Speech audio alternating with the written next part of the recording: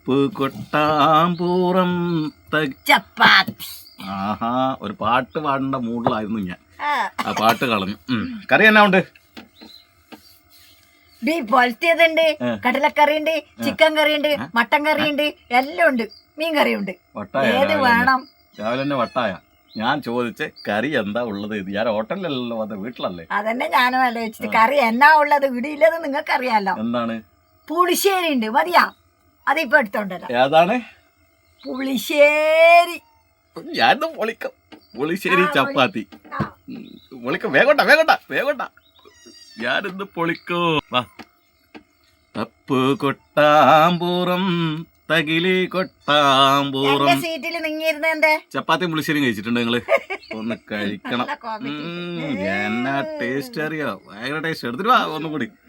ഭയങ്കര ടേസ്റ്റ്. നമുക്കൊരു പാട്ട് പാടിക്കൊണ്ട് ചപ്പാത്തിയും പുളിശ്ശേരിയും കഴിച്ചാൽ എന്തായിരിക്കും? ഈ പാട്ട് തന്നെ ആയിക്കോട്ടെ അല്ലേ? നമ്മൾ ഇന്നലെ ചെയ്ത ആ വീഡിയോന്റെ പാട്ട് തന്നെ ആയിക്കോട്ടെ. പെട്ടെന്ന് വാ. അവള് വന്നിട്ട് പാടുന്നല്ലേ അതിന്റെ സുഖം അല്ലേ? അല്ലേ?